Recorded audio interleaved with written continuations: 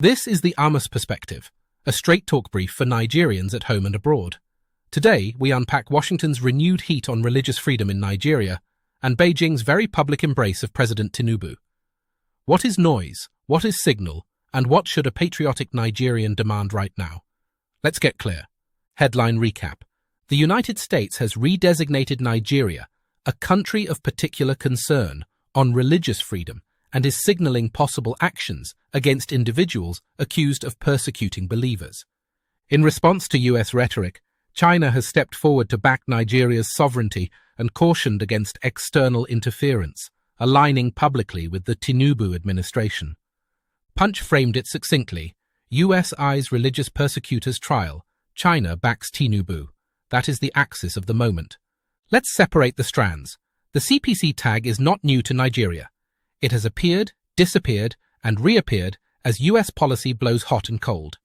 What changes now is the talk of trials and targeted measures, which can mean visa bans or asset freezes against specific actors credibly linked to violations, not blanket punishment of the Nigerian people. That nuance matters. On the other side, China's message is classic: non-interference, respect for sovereignty, and solidarity with Abuja. It plays well in a moment when Nigerians are touchy about foreign threats. But China's support, while symbolically useful, does not erase our duty to protect every Nigerian, Christian or Muslim, traditionalist or minority. Sovereignty is responsibility. What a patriotic Nigerian should care about: truth over talking points. Violence in Nigeria is complex. It includes religion in some places, resource and land pressures in others, criminality, terrorism, and political capture. Any single-story diagnosis fails. A patriotic stance insists on facts, not propaganda from any capital. Equal protection. Whether the victim is Christian in Plateau or Muslim in Borno, the Republic owes protection, justice, and compensation. The Constitution is blind to creed. Target the guilty, shield the innocent. If there will be sanctions, let them be smart and individual, aimed at verified perpetrators. Broad threats of force against a democratic partner are counterproductive and risk rallying Nigerians around the flag instead of around the rule of law. Own the fixes. We need to lead the solution. External pressure may spur action, but Nigerian institutions must deliver proof: arrests, prosecutions, and safer communities. The strategic landscape. Here is the hard geopolitics. Washington's lever is the International Religious Freedom Framework. It can escalate to targeted penalties. It also offers a pathway out: credible reforms, transparent data, and demonstrable justice. The ball is partly in Abuja's court to show measurable improvements and to communicate those improvements professionally. Beijing's lever is investment, diplomatic cover, and rhetoric against interference. Useful in the short run, yes.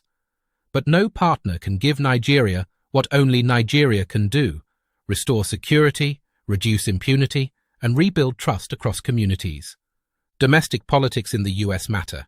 Lawmakers are staking positions, some backing tougher action on Nigeria, others signaling diplomacy first. That split can change the temperature quickly, so Abuja needs a disciplined, evidence-rich outreach plan to Congress, not just the executive branch. What Abuja should do now. This is what a patriot asks of their government, without fear or favor. Publish an incident ledger.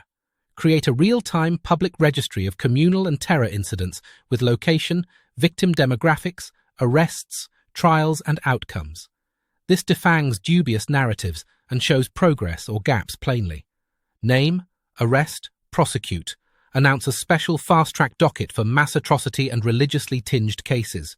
Prioritize cases with survivor testimony and forensic evidence. Share quarterly conviction data. Victim-centered relief. Set up a national restorative justice fund with transparent disbursements to survivors regardless of faith. Interfaith early warning panels. Formalize community liaisons that flag tensions before they explode. External engagement with spine. Tell Washington, we reject blanket threats. Share case files under mutual legal assistance to target true perpetrators. Tell Beijing, thanks for the support, but Nigeria will fix Nigeria. Both messages are patriotic and proportional. What Washington should hear from us. A patriotic Nigerian voice says, Partner with our reforms, refrain from maximalist military posturing, and focus on joint investigations, training of prosecutors, and community-level peace-building. Smart patient cooperation prevents backlash and produces results that last. What Beijing should hear from us. Thank you for backing our sovereignty. Now match words with support for justice sector reforms and livelihood projects in flashpoint zones. Non-interference must not become non-accountability. What citizens can do this week. Verify, then share. Resist unverified atrocity counts. Amplify credible local monitors and interfaith coalitions. Push your representatives. Ask state and federal lawmakers to back the incident ledger, the special prosecutions docket, and survivor support. Model the Republic. Protect your neighbor's right to worship, speak, and organize peacefully. That is patriotism in practice. Sovereignty is not a shield for impunity. It is a call to higher duty. If Nigeria shows the world clean data, real prosecutions, and safer communities, the noise will fade and respect will rise. Thanks for listening. Keep faith with country and with truth.